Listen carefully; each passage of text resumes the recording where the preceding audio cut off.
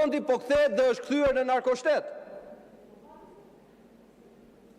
E vërteta është që sillnit këtu nga ata të huaj që zbukuronin vjedhjet e juaja, siç ishte zonja që u mora ditë në arrest.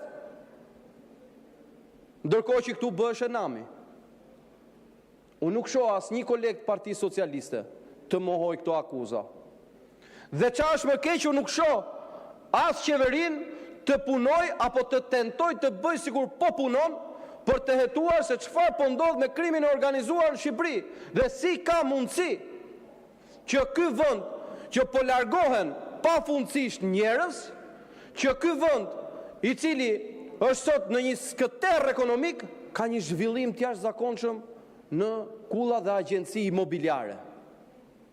Agjenci imobiliare të cilat i promovon edhe vetë kryeministri, që deklarojnë që do blejnë pasuri pa fund në përkulla që kushton 6.000 euro metri katror.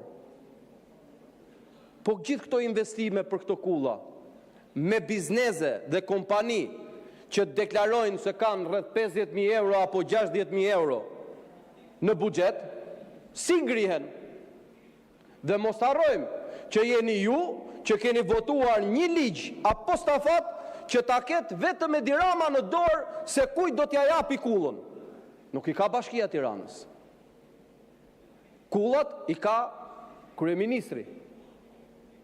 A është e vërtet që raporti i Departamentit Amerikan të Shtetit deklaron se parat pastrohen në Shqipëri nëpërmjet dërtimit? A është e vërtet që është një përgjim i Ndragetës që kërkon të investojë 100 milion euro në ndërtim? A janë të vërteta këto apo jo? A është i vërtet raporti i prokurorisë belge dhe deklaratat e prokurorit belg që hetuan Toyota Yarisi në Belgjik, që në Shqipëri po pastrohen shuma marramundse parash? Po çfarë masash po merrni ju për këto? Masa për monopatina. Keni marrë çdo 19 vjeçar shoqërohet në polici se po lëviz me monopatina. Ndërsa këta kriminal që vrasin mes ditës dalin rrugëve si hyje Hollywoodi. Më shkruan dikush me të drejtë, më thotë që mirë me denoncimet, këto kështu janë, po çfarë do ishte ndryshe? Çfarë do ishte ndryshe sot në qoftë se ju nuk do të ishit në pushtet? Dhe kjo është një vërtet që nuk e mohon dot askush, as socialisti më i epur nuk e kundërshton dot.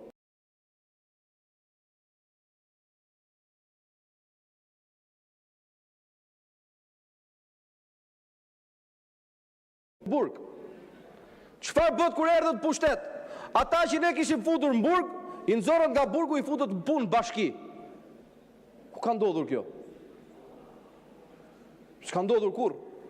Dhe mi që i nxorën nga burgu tani i kapin aleatët ta ndërkombëtar dhe ju asillin prapë këtu urdhro ku e keni.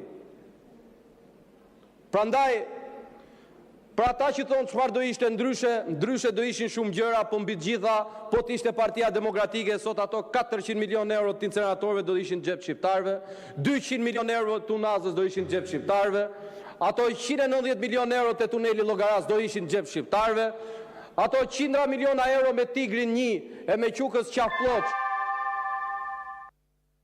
dhe jo në xhep të Edi Ramës. Faleminderit. Fjalën e ka zonja Evis Kushi, të përgatitet zonja